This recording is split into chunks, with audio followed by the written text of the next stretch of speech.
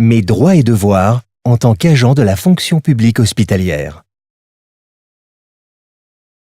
Que vous soyez agent stagiaire, titulaire ou contractuel, vous avez des devoirs et des droits définis dans les statuts de la fonction publique hospitalière. Vous êtes tenu au secret professionnel, c'est-à-dire que vous ne devez divulguer aucune information relative aux patients ni évoquer ceci en dehors de l'établissement. Vous ne pouvez pas exercer une autre activité rémunérée en même temps que la vôtre.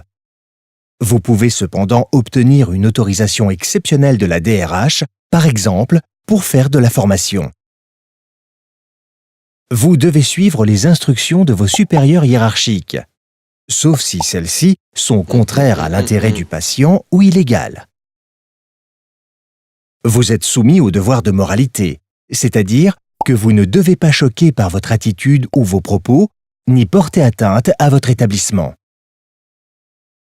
Vous ne devez pas abuser de votre position, en acceptant des dons de la part de patients par exemple.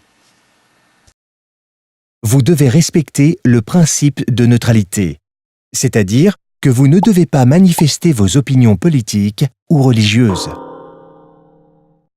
Enfin, vous devez traiter tous les patients sans discrimination.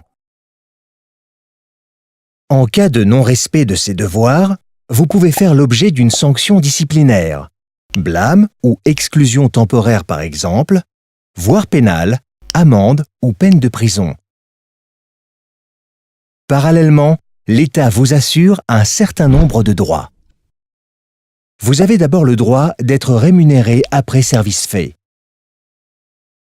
Quel que soit votre statut, vous avez le droit d'avoir des congés annuels ou maternité par exemple, ainsi que de cotiser pour votre retraite. Le principe d'égalité homme-femme assure à toutes et tous le même traitement en matière de carrière et de salaire notamment, tout au long de la vie professionnelle. Si vous êtes victime de violences dans l'exercice de vos fonctions ou poursuivi pénalement, votre établissement est tenu d'assurer votre protection juridique. Vous pouvez adhérer à un syndicat et exercer des fonctions au sein de celui-ci. Vous avez le droit de faire grève dans les limites imposées par le service minimum défini en fonction de l'activité du service. Enfin, la formation constitue à la fois un droit et un devoir. Vous pouvez demander à être formé, mais vous êtes également tenu de vous former si votre métier évolue et requiert de nouvelles compétences. Agent de la fonction publique hospitalière, pour exercer au mieux vos fonctions, ayez conscience de vos droits et de vos obligations.